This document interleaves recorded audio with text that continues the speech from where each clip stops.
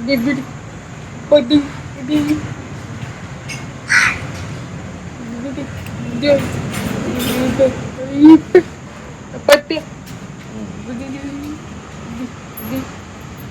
ദൃശ്യങ്ങളിൽ കാണുന്നത് കോഴിക്കോട് മെഡിക്കൽ കോളേജിന് സമീപത്തുള്ള മധുരിമ കൂൾബാർ സ്റ്റേഷനറി എന്ന് പറയുന്നൊരു സ്ഥാപനമാണ്. ഇത് നടത്തുന്നത് ഭിന്നശേഷിക്കാരിയായിട്ടുള്ള ഒരു യുവതിയും അവരുടെ ഭർത്താവും ചേർന്നാണ്. രണ്ടുപേരും ഭിന്നശേഷിക്കാരാണ്. ഈ ഭിന്നശേഷി ദമ്പതികൾ നടത്തുന്ന സ്ഥാപനം ഈ തൊട്ടടുത്ത് താമസിക്കുന്ന ഒരാൾ വന്ന് അടിച്ചു തകർക്കുന്ന ഒരു സ്ഥിതിയിലേക്കാണ് എത്തിയിരിക്കുന്നത്. ഏതായാലും ഇവരുടെ ഒരു ജീവനോപാധിയായിരുന്നു. ആ ഒരു സ്ഥാപനമാണ് ഇപ്പോൾ അടിച്ച് പൂർണ്ണമായും തകർത്ത ഒരു സ്ഥിതിയിലായിരുന്നു. ഇപ്പോൾ നമ്മോടൊപ്പം അവർ കടയുടമയായിട്ടുള്ള ഈ ഫാത്തിമത്തുൽ ഇർഫാന എന്ന് പറയുന്ന സുധീഷ് നമ്മോടൊപ്പം ചേരുന്നുണ്ട്.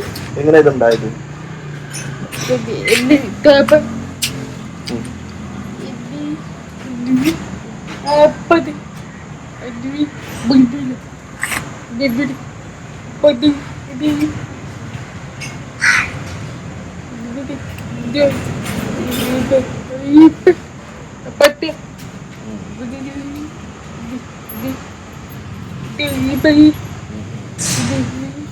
രണ്ടുപേരും ചേർന്നാണ്, ഫാത്തിമത്തുൽ ഇർഫാനയും അവരുടെ ഭർത്താവും ചേർന്നാണ്. ഇവർ രണ്ടുപേരും ഭിന്നശേഷി ആളുകളാണ്. അവർ ചേർന്ന് നടത്തുന്നൊരു കച്ചവട സംരംഭമായിരുന്നു. അതാണ് ഇപ്പോൾ പൂർണ്ണമായും തകർത്ത നിലയിലുള്ളത്. നമുക്ക് ഇവരുടെ സഹോദരൻ ഫാത്തിമത്തുൽ ഇർഫാനയുടെ സഹോദരൻ കൂടി നമ്മളൊപ്പം ചേരുന്നുണ്ട്.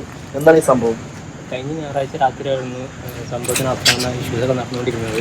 ഞങ്ങളും ഞാൻ സിസ്റ്ററിൻ്റെ ഹസ്ബൻഡാണ്.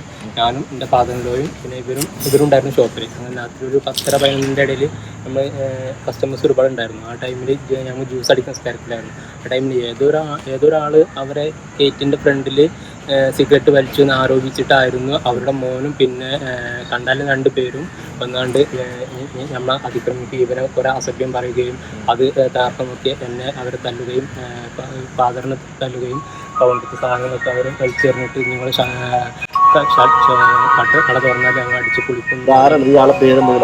അനൂഷറുടെ ആളാണ് മൂപ്പര മോനെ, അതായത് അവരെ ആ ചെക്കന്മാർ മൂപ്പര ഫാദറിന്റെ മോനാണ് വന്നാണ്ടാണ്. മൂപ്പരും ആ 2 കൂട്ടാളികളും ഫ്രണ്ട്സ് ആയിരുന്നു.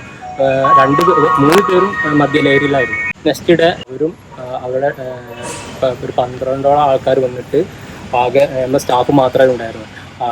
അവരെ തല്ലുകയും മർദ്ദിക്കുകയും അവരെ ഇവിടെ കണ്ടാൽ കൊല്ലു കളയുന്നൊക്കെ പറഞ്ഞിട്ട് ഇവരാകെ അലങ്കോലാക്കി സാധനമൊക്കെ വലിച്ചിട്ട് ഗ്ലാസ് അടിച്ചു പിടിച്ചു. പോലീസ് കൃത്യമായ ഒരു ഇടപെടൽ ഉണ്ടാകണമെന്നുള്ളത് തന്നെയാണ് ഇവരുടെ ആവശ്യം. കാരണം ഈ ഫാത്തിമത്തുൽ ഇർഫാന എന്ന് പറയുന്ന ഭിന്നശേഷിക്കാരിയായിട്ടുള്ള അവരും അവരുടെ ഭർത്താവും അവർക്കും സംസാരിക്കാൻ ബുദ്ധിമുട്ടുള്ള ഒരാളാണ്. അതുകൊണ്ട് തന്നെ അവരുടെ ജീവനോപാധി എന്ന നിലക്ക് തുടർന്ന് കൊണ്ടുപോയിരുന്ന ഒരു സ്ഥാപനമാണ്. ആ സ്ഥാപനമാണ് ഈ നിലയിലാക്കിയിട്ടുള്ളത്. ഈ ആക്രമണം നടത്തിയവർക്കെതിരെ കർശനമായ നടപടി ഉണ്ടാകണമെന്നുള്ളൊരു ആവശ്യമാണ് ഇവർ മുന്നോട്ട് വെക്കുന്നത്. ക്യാമറാമാൻ ജിജീഷിനൊപ്പം സലാം മുഹമ്മദ്, മീഡിയ 1 കോഴിക്കോട്.